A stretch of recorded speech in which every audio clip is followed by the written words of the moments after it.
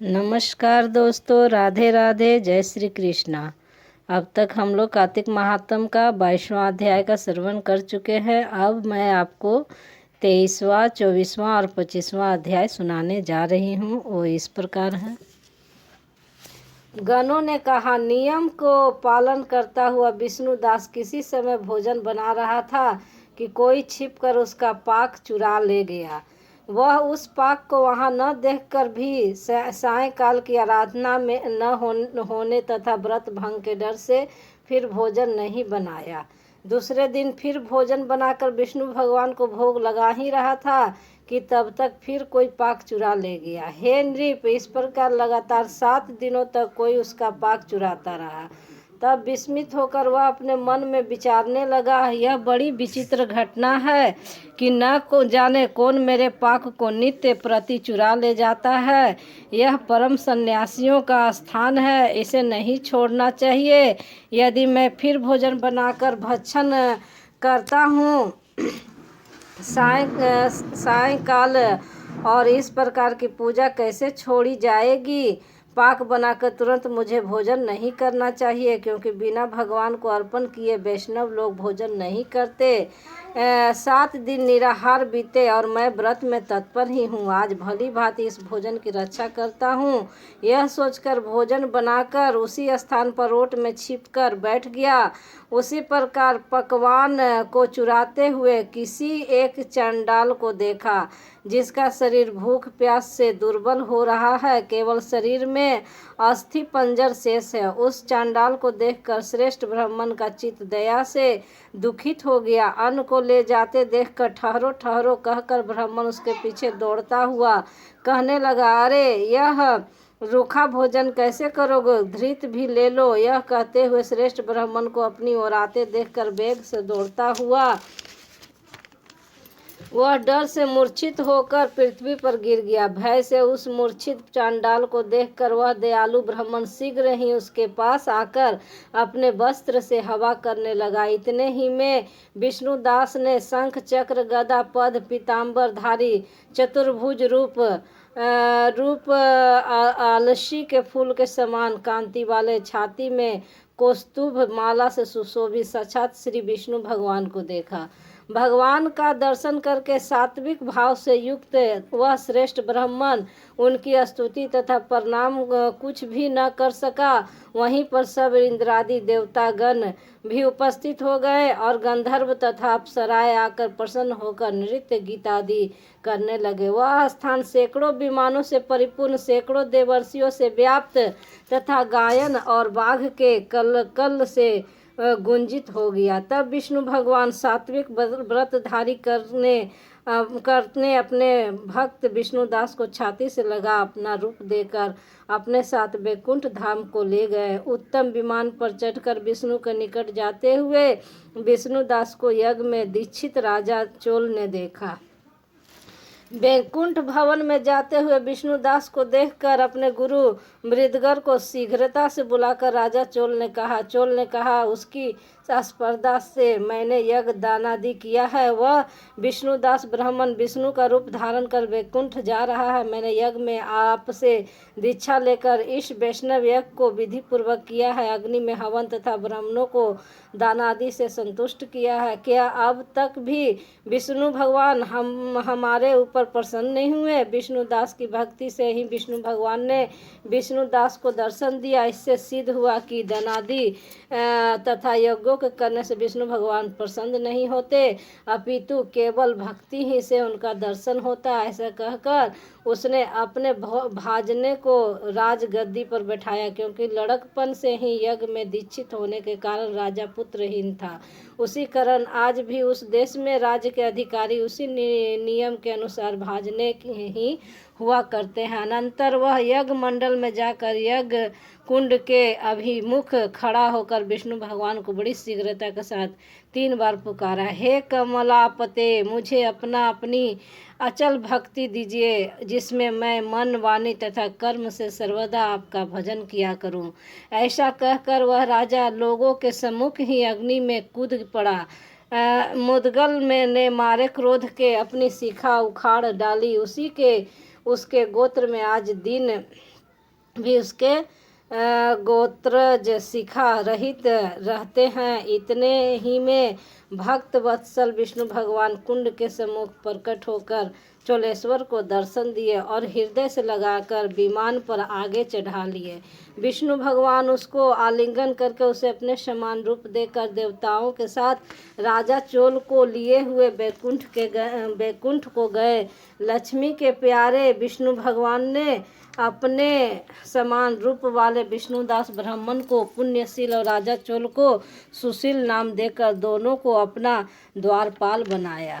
धर्मदत्त ने पूछा, जय और विजय ने पूर्व जन्म में ऐसा कौन पुण्य किया था जिससे विष्णु भगवान का रूप धारण कर उनके द्वारपाल हुए? गणों ने कहा, प्राचीन काल में तृण विष्णु ही की पुत्री देवहूति से कर्दन ऋषि द्वारा 2 सुंदर बालक उत्पन्न हुए। उनमें श्रेष्ठ का नाम जय और कनिष्ठ का नाम विजय हुआ। तब उसी देवहूति के गर्भ से योग शास्त्र में अग्रगण्य कपिल देव जी भी हुए। जय और विजय दोनों सदा भगवान की भक्ति में तत्पर, संपूर्ण इंद्रियों के कार्यों को विष्णु भगवान ही में लगाने वाले और बड़े धर्मात्मा हुए। दोनों नित्य प्रति अष्टाक्षर मंत्र का जप तथा विष्णु का व्रत करने वाले हुए। इस दोनों को सर्वदा पूजा के अवसर पर विष्णु भगवान दर्शन दिया करते थे। किसी समय राजा के बुलाने पर यज्ञ कर्म में प्रवीण देवर्षि गणों से पूजित ये दोनों यज्ञ में आए। उस यज्ञ में जय ब्रह्मा विजय याचक हुए। यज्ञ की विधि पूर्वक समाप्ति हुई। मरुत राजा ने यज्ञांत स्थान करके में अनंतर बहुत सा द्रव्य दिया। यज्ञ दक्षिणा लेकर जय विजय अपने आश्रम को आए। विष्णु भगवान के पृथक पृथक पूजन और प्रसन्नता के लिए दोनों द्रव्य को बांटने के समय एक दूसरे से सर्वधा करने लगे।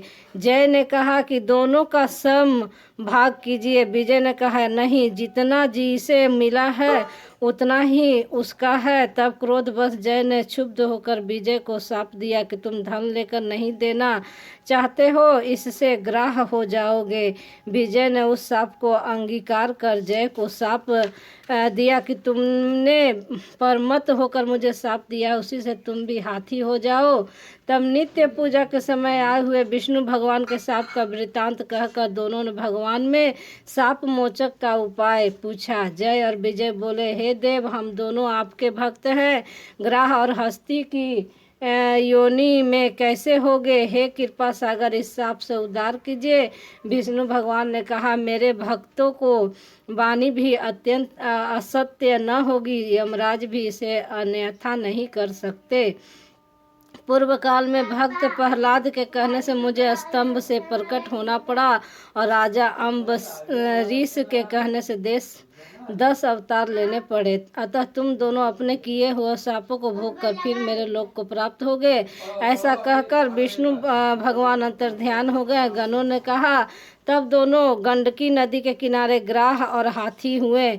जाति स्मरण रहने के कारण इस योनि में भी विष्णु भगवान का व्रत नियम पूर्वक किया करते थे। एक दिन कार्तिक की पूर्वमासी को वह हाथी स्थान के लिए गंडकी नदी में गया। तब पूर्व के योनि शाप का स्मरण करते हुए ग्राह ने हाथी को पकड़ लिया। ग्राह से पकड़े हुए गज ने भी विष्णु भगवान का स्मरण किया। इतने में शंख चक्र गदा पदधारी विष्णु भगवान वहां प्रकट हो गए।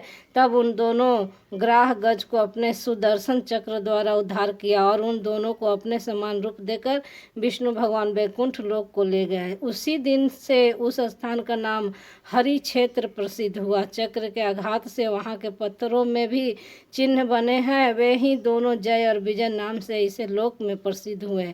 हे द्विज, विष्णु भगवान के प्रिय द्वारपालों के विषय में जो आपने प्रश्न किया था उसे मैंने कहा। इसी कारण हे धर्मज्ञ, तुम भी ईर्ष्या और द्वेष को लेकर नित्य विष्णु का व्रत करो। जगत के सब जीव मात्र को समृद्धि से समदृष्टि से देखो। तुला, मकर और मेष की संक्रांति में नित्य प्रातः स्नान कर तथा एकादशी व्रत तुलसी वन की रक्षा किया करो। गौ ब्राह्मण वैष्णवों की सेवा में तत्पर रहो। व्रत करने वालों को मसूर, काची, बैगन के साग सर्वदा त्याज्य है। हे धर्मदत्त, इसी भांति तुम ही देह छूटने पर विष्णु भगवान के परम पवित्र धाम में हम लोगों के समान गति पाओगे। विष्णु के प्रसन्न करने वाले बाल्यकाल में किए गए इस व्रत के समान फल देने वाले तीर्थदान तथा यज्ञ एक भी नहीं है। हे विप्र, तुम धन्य हो, क्योंकि तुमने जगत गुरु विष्णु भगवान को प्रसन्न करने वाला व्रत किया है। जिस व्रत का आधा फल प्राप्त करने वाली कलहा को हम लोग वैकुंठ लोग लिए जाते हैं। नारद जी ने कहा, इस प्रकार धर्मदत्त को उपदेश देकर उस कलहा को साथ लेकर दोनों विष्णु लोक को गए। धर्मदत्त भी इनकी बात का विश्वास करके विष्णु भगवान के व्रत में तल्लीन हो गया और देहांत होने पर दोनों स्त्रियों के साथ विष्णु लोक को गया। प्राचीन काल के इस इतिहास को जो सुनता है और सुनाता है वह सद्गुरु की सत कृपा से हरि भगवान के समीप पहुँचा देने वाली बुद्धि पाता है। यहाँ पर 23वां अध्याय का विराम होता है।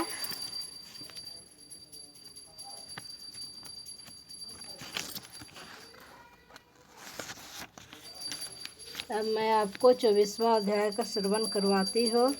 महाराजा पृथु ने कहा, हे नारद, कृष्णा और बेनी नदी के तट पर शिव तथा विष्णु के गणों ने बनिए के शरीर से कलहा को मुक्त किया। यह बात आप पूर्व ही कह चुके हैं।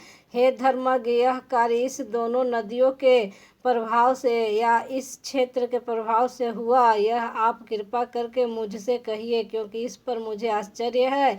नारद जी ने कहा, कृष्णा नाम वाली नदी श्री कृष्ण का शरीर और बेनी साक्षात महादेव जी का शरीर है। इसके संगम का महात्म्य ब्रह्मा जी भी वर्णन नहीं कर सकते, तब मैं भी इनकी उत्पत्ति का वर्णन कहूँगा। तुम सावधान मन से सुनो। चाक्षुष मनवंतर के आरंभ में श्री ब्रह्मा जी सहब्रह पर्वत के सुंदर शिखर पर यज्ञ करने का निश्चय करके सब देवताओं तथा शिव विष्णु जी के सहित यज्ञ की सामग्री लेकर उस पर्वत के शिखर पर गए। तब भृगु आदि ऋषियों ने आदर पूर्वक ब्रह्म मुहूर्त में उन्हें दीक्षा देने का विचार किया। इसके बाद ब्रह्मा की बड़ी स्त्री स्वरा शीघ्र बुलाई गई। वह सने सने आ रही थी। इतने में भृगु जी ने विष्णु भगवान से कहा, हे विष्णु, आपने स्वरा को शीघ्र बुलाया था, सो वह शीघ्रता से क्यों नहीं आई? ब्रह्म मुहूर्त टल जाने पर दीक्षा कृत कैसे होगा? तब श्री कृष्ण जी ने कहा, यदि स्वरा समय पर न आ सकती तो गायत्री को ही स्त्री मानकर दीक्षा विधान कर दीजिए। क्या यह गायत्री पुण्य कर्म में इनकी स्त्री नहीं हो सकती? नारद जी ने कहा, ब्रह्मा देव जी ने विष्णु भगवान के वाक्य का समर्थन किया। यह वचन सुनकर भृगु ने गायत्री को ब्रह्मा के दाहिनी ओर बैठाकर दीक्षा विधान प्रारंभ किया। ऋषिगण गायत्री को दीक्षा दे ही रहे थे कि उसी समय यज्ञ स्थल में स्वरा भी आ पहुंची। ब्रह्मा के साथ गायत्री को दीक्षित देखकर अस्पनी भाव से ईर्ष्या करती हुई क्रोध से कहने लगी। स्वरा ने कहा, यहाँ अपूज्यों की पूजा होती है और पूज्यों की अप्रतिष्ठा होती है। वहाँ पर अकाल मृत्यु तथा भय से तीन निश्चय होंगे। यह गायत्री जो ब्रह्मा के दाहिनी ओर मेरे स्थान पर बैठी हुई है, अतः दृश्य नदी होगी। आप लोगों ने अविचार से मेरे ऐसे स्थान पर बैठाया है, अतः आप लोग भी जड़ रूप नदी होंगे। नारद जी ने कहा, इस तरह उसके शाप को सुनकर क्रोध से गायत्री के ओठ कांपने लगे और देवताओं के अतिशय रोकने पर भी गायत्री ने उठकर स्वरा को शाप दिया। गायत्री ने कहा, ब्रह्मा जी, जैसे तुम्हारे पति है वैसे मेरे भी पति है। तुमने हमको व्यर्थ शाप दिया, अतः तुम भी नदी हो जाओ।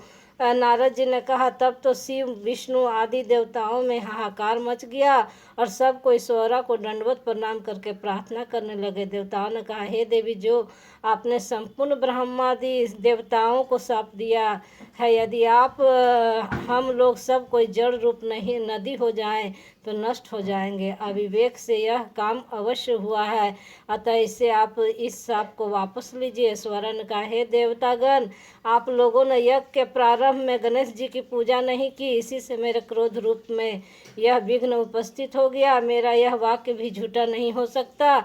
इस कारण आप लोग अपने अपने अंशों से जड़ीभूत होकर नदी रूप में होंगे। हम दोनों सौत भी अपने अपने अंशों से पश्चिम वाहिनी नदी होगी। नारद जी ने कहा, हे राजन, सौरा की यह वाणी सुनकर विष्णु शिव आदि समस्त देवता अपने अपने अंशों से नदी रूप हो गए। विष्णु भगवान के अंश से कृष्णा, शिव जी के अंश से बेनी तथा ब्रह्मा के अंश से कुदमनी नामक नदी हुई। सब देवताओं ने अपने अपने अंशों से जड़ बनाकर फेंक दिया। उन दोनों का अंश भी श्रम पर्वत के शिखरों से अलग अलग नदी रूप में होकर बहने लगी। देवताओं के अंशों से पूर्व वाहिनी तथा उनकी स्त्रियों के अंशों से सैकड़ों हजार पश्चिम वाहिनी नदियाँ उत्पन्न हो गई। गायत्री और सौरा दोनों पश्चिम वाहिनी नदी होकर दोनों एक साथ बहने लगे। दोनों का नाम सावित्री पड़ा। ब्रह्मा ने उस यज्ञ स्थल पर विष्णु भगवान और शिव जी की स्थापना की। दोनों देवता महाबला तथा अति बल नाम से विख्यात हुए। पाप विनाशक कृष्णा की उत्पत्ति का वर्णन जो प्राणी सुने या सुनावे, उससे कृष्णा संगम के दर्शन और स्थान का फल प्राप्त होता है। यहाँ पर 24वें अध्याय का विराम होता है। नमस्कार, राधे राधे, जय श्री कृष्ण।